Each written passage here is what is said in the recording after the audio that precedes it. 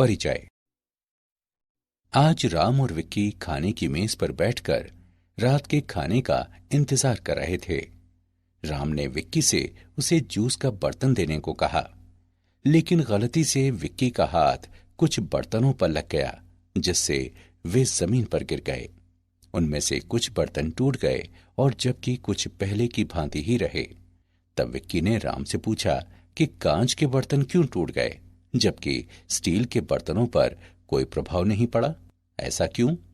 राम ने उत्तर दिया कि ऐसा ठोसों के गुणों के कारण है। कांच भुरभुरा होता है, जबकि स्टील नहीं। प्रत्येक वस्तु के अपने स्वयं के यांत्रिक गुण होते हैं। छात्रों, तुम निश्चित रूप से इसके बारे में और अधिक जानना चाहोगे, तो आओ ठोसों के यांत्रिक गुणों के विषय में और चर्चा करते हैं। उद्देश्य। इस पाठ के अंत में आप निम्न करने में सक्षम हो जाएंगे। ठोसों की परिभाषा, प्रत्यास्थ पिंड एवं प्लास्टिक पिंड के विषय में जानना, ठोसों के प्रत्यास्थ व्यवहार को समझना, प्रतिबल तथा विकृति को परिभाषित करना, हुक के नियम को परिभाषित करना, प्रतिबल एवं विकृति वक्र का विश्लेषण करना, प्रत्यास्थता गुणांक, पोआसों अनुपात की गणना, द्रव्यों के प्रत्यास्थ व्यवहार के अनुप्रयोग। परिभाषा। ठोस वस्तु की वह स्थिति होती है जिसमें उसके परमाणु या अणु बलपूर्वक आपस में बंधे होते हैं ताकि वे अपना आकार एवं आयतन बनाए रखें। ठोसों को दो भागों में बांटा जा सकता है। क्रिस्टलीय ठोस, ये वो ठोस होते हैं जिनमें अणु या परमाणु नियमित स्वरूप में व्यवस्थित होते हैं। अक्रिस्टलीय ठोस, ये वो ठोस होते हैं जिनमें अणु या परमाणु अनियमित स्वरूप में व्यवस्थित होते हैं। इन ठोसों को ग्लासी ठोस भी कहा जाता है। प्रत्यास्थ पिंड एवं प्लास्टिक पिंड।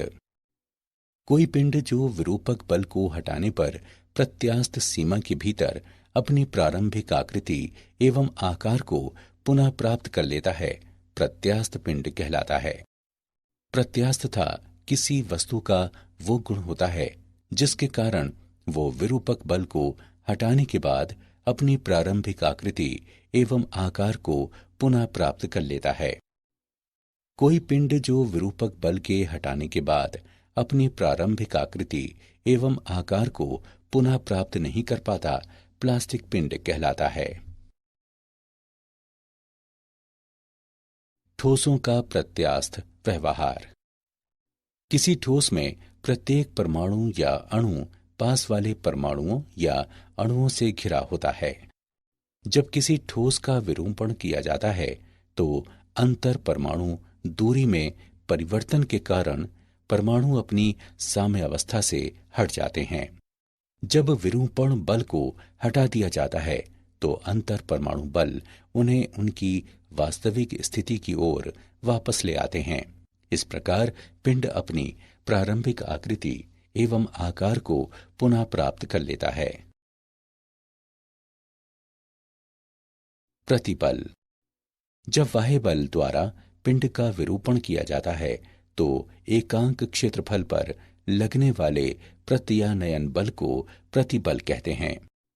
प्रतिबल बराबर प्रत्यानयन बल बटे क्षेत्रफल।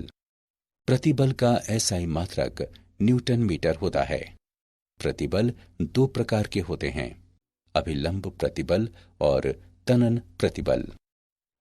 अभिलंब प्रतिबल, इसका आशय पिंड के पृष्ठ के लंबवत कार्य करने वाले प्रति इकाई क्षेत्रफल विरूपक बल से है। अभिलंब प्रतिबल दो प्रकार के होते हैं। तनन प्रतिबल, जब प्रयुक्त बल की दिशा में पिंड की लंबाई में बढ़ोतरी हो जाती है। संपीडक प्रतिबल, जब प्रयुक्त बल की दिशा में पिंड की लंबाई में कमी हो जाती है। स्पर्श रेखीय प्रतिबल, इसका आशय पिंड के पृष्ठ के स्पर्श रेखीय कार्य करने वाले प्रति इकाई क्षेत्रफल विरूपक बल से है। विकृति। विकृति को पिंड के आयाम में परिवर्तन के पिंड के मूल आयाम से अनुपात के रूप में परिभाषित किया जाता है। इसकी इकाई व विमाएं नहीं होते। ये 3 प्रकार की होती है: अनुदैर्ध्य विकृति, आयतन विकृति तथा अपरूपण विकृति। अनुदैर्ध्य विकृति, इसे किसी विरूपक बल के प्रयुक्त किए जाने पर मूल लंबाई से लंबाई में बढ़ोतरी के अनुपात के रूप में परिभाषित किया जाता है। अनुदैर्ध्य विकृति बराबर डेल्टा एल बटे एल। आयतन विकृति, इसे किसी विरूपक बल के प्रयुक्त किए जाने पर मूल आयतन से आयतन में परिवर्तन के अनुपात के रूप में परिभाषित किया जाता है। आयतन विकृति बराबर माइनस डेल्टा वी बटे वी। अपरूपण विकृति, इसे उस कोण के रूप में परिभाषित किया जाता है एक स्पर्शरेखीय विरूपक बल प्रयुक्त करने पर जिसके माध्यम से आरंभ में नियत फलक के अभिलंबवत रेखा मुड़ती है।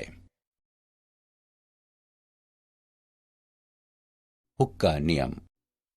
हुक के नियम के अनुसार प्रत्यास्थता की सीमा में प्रतिबल विकृति के अनुक्रमानुपाती होता है। प्रतिबल बराबर स्थिरांक गुणे विकृति।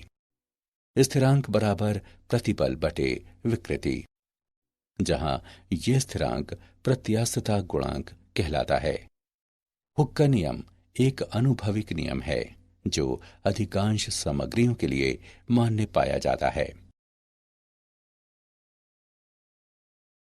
प्रतिबल विकृति वक्र। ऊर्ध्व लटके हुए एक तार पर विचार करें।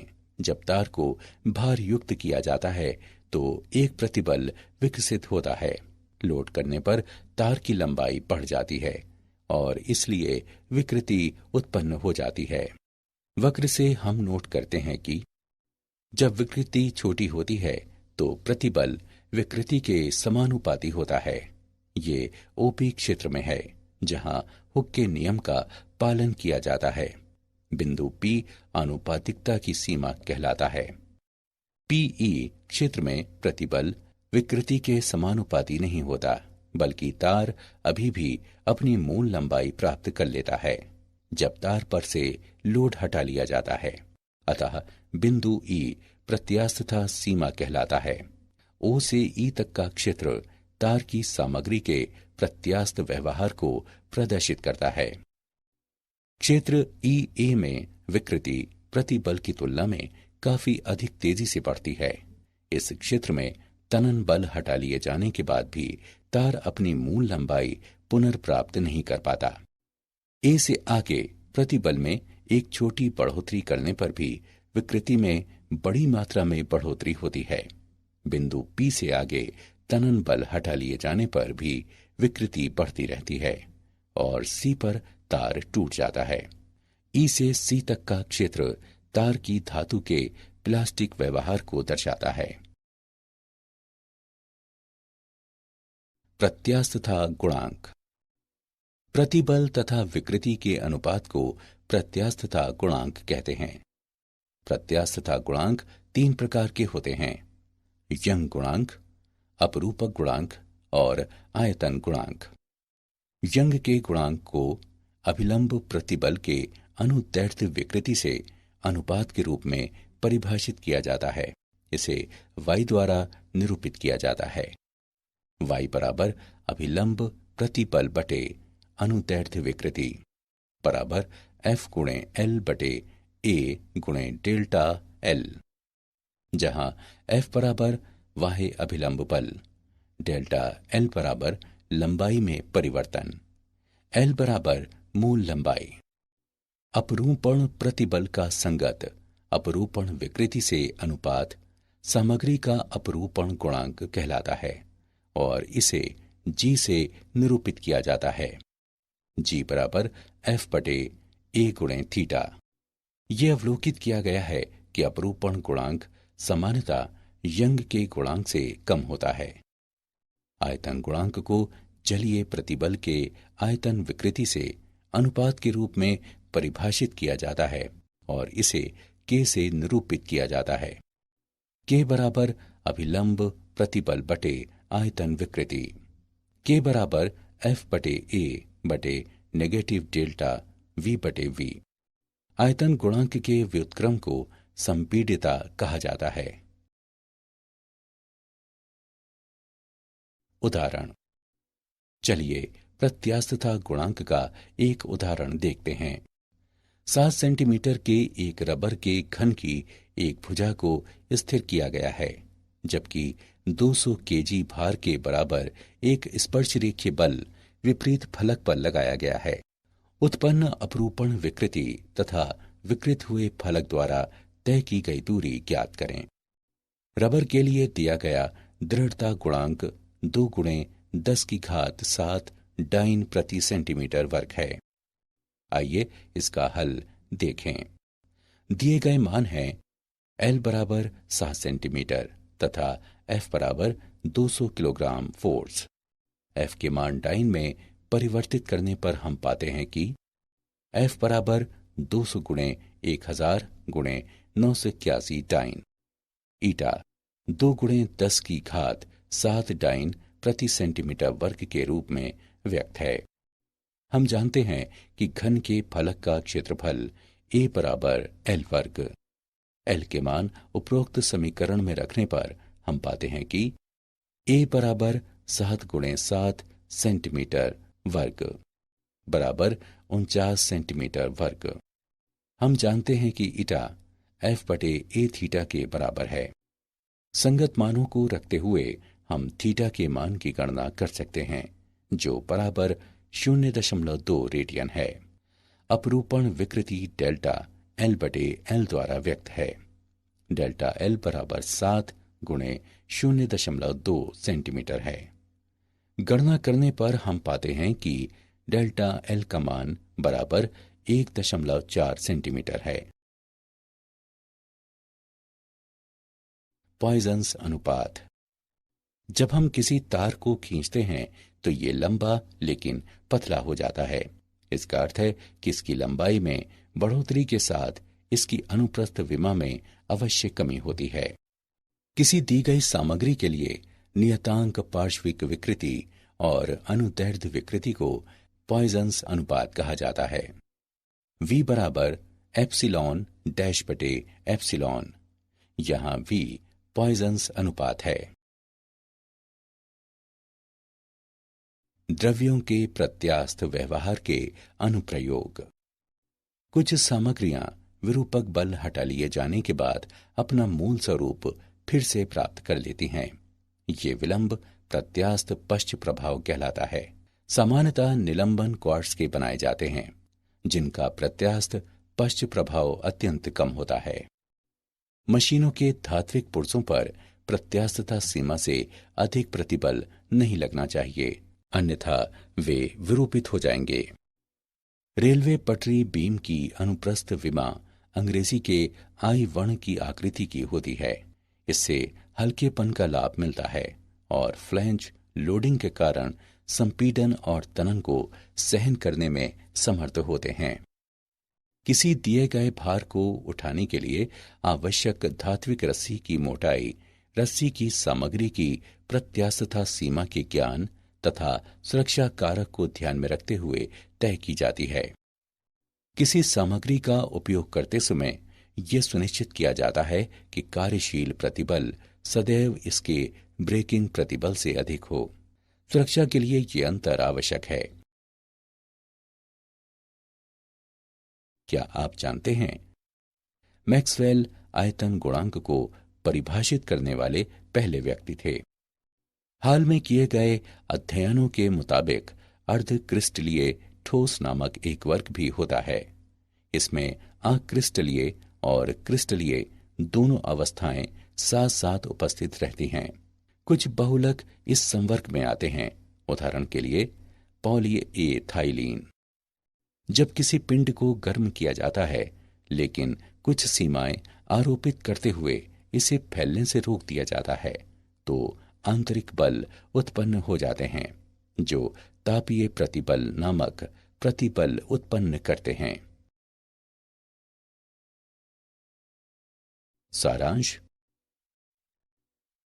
आइए हमने जो कुछ सीखा है उसे संक्षेप में दोहराएं।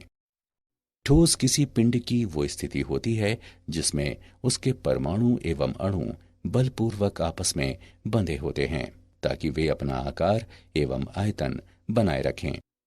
प्रत्यास्थता किसी पिंड का वो गुण होता है जिसके कारण प्रत्यारोपित बल को हटाने के बाद पिंड अपनी प्रारंभिक आकृति एवं आकार को पुनः प्राप्त कर लेता है। प्रतिबल को पिंड को किसी बाह्य बल द्वारा विरूपित किए जाने पर उसमें उत्पन्न प्रति इकाई क्षेत्रफल प्रत्यानयन बल के रूप में परिभाषित किया जाता है। विकृति को किसी पिंड की मूल विमाओं से पिंड की विमाओं में परिवर्तन के अनुपात के रूप में परिभाषित किया जाता है। हुक के नियम के अनुसार प्रत्यास्थता की सीमा में प्रतिबल विकृति के अनुक्रमानुपाती होता है। यंग का गुणांक अभिलंब प्रतिबल के अनुदैर्ध्य विकृति से अनुपात के रूप में परिभाषित किया जाता है। अपरूपण प्रतिबल का संगत अपरूपण विकृति से अनुपात सामग्री का अपरूपण गुणांक कहलाता है। आयतन गुणांक अभिलंब प्रतिबल के आयतन विकृति से अनुपात के रूप में परिभाषित किया जाता है। किसी दी गई सामग्री के लिए नियतांक पार्श्विक विकृति तथा अनुदैर्ध्य विकृति का अनुपात पॉइंसा अनुपात के रूप में। Hey guys, welcome back to YouTube channel. I am Om Prakash Saini और आज हम जो अनाउंस करने जा रहे हैं वो हमारा व्हाट्सएप नंबर है जिसके माध्यम से हम आप तक विभिन्न प्रकार के आपकी आवश्यकता के अनुसार नोट्स उपलब्ध करवाएंगे। आपको अपना सब्जेक्ट और क्लास लिखकर हमें व्हाट्सएप करना है।